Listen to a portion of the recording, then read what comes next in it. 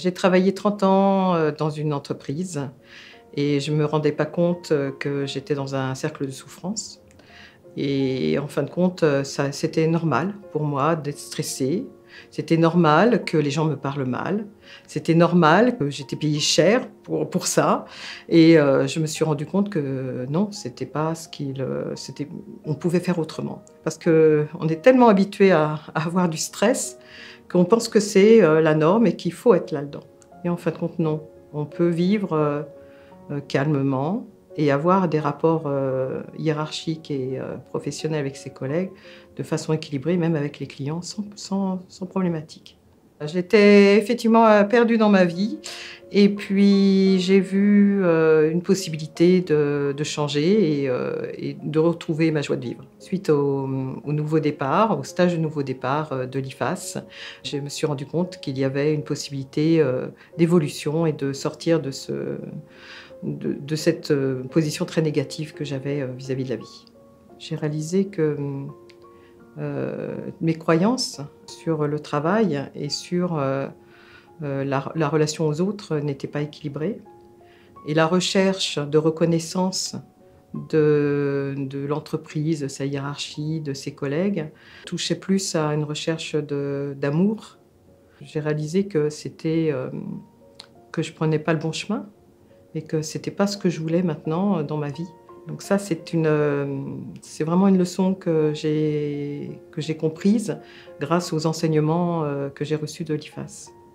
Je reçois des clients qui me ressemblent et j'apporte en fin de compte cette bienveillance et cette écoute, puis aussi ce non-jugement, parce que je suis passée par là.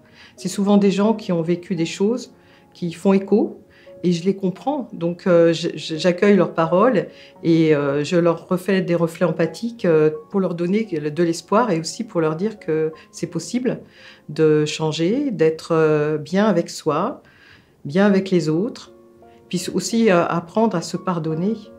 Et ça, c'est un vrai bonheur que de réaliser que les gens retrouvent leur place, retrouvent leur sérénité, retrouvent leur, euh, leur amour de soi.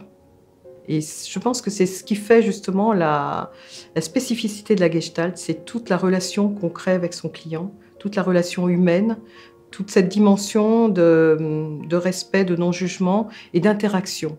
Parce qu'en Gestalt, avec l'IFAS, nous avons appris à communiquer et de créer ce lien qui va permettre au client de déposer tout ce qu'il a à déposer. Voir un client se transformer, c'est extrêmement gratifiant pour soi, mais au-delà de ça, c'est le rayonnement qu'on peut avoir, nous, en tant qu'individu, qu'humain, et tout le bien qu'on peut faire, ne serait-ce que par son attitude, par son professionnalisme aussi, et puis par la personne qu'on est. Et on sait que ça va faire boule de neige, parce que toute la bienveillance, toute l'attention, toute l'écoute, effectivement, cet impact sur le monde, il nous paraît petit, mais en fin de compte, il fait des petits. Il se propage. Et ça, c'est une grande force de la Gestalt. Et c'est ce que j'ai appris à l'IFAS, c'est que ça ne s'arrête pas à moi, ça va au-delà. Tout ce que je touche, du coup, tous les gens que je touche, eh ben, ils repartent avec de l'espoir et puis de la joie de vivre et puis quelque chose de doux. Et les clients le ressentent et amènent ça avec eux. Et donc, c'est comme si c'était une eau qui va sur un chemin et qui inonde, en fin de compte, tout l'environnement de ces personnes et qui permet à la nature de pousser, quoi. À la nature, c'est-à-dire la joie, l'amour, le respect, la bienveillance, l'attention, tout ce qu'on devrait avoir naturellement dans la vie de tous les jours et aussi dans son travail. C'est possible d'avoir une influence sur son environnement professionnel par son rayonnement, par sa présence à soi et par la présence aux autres.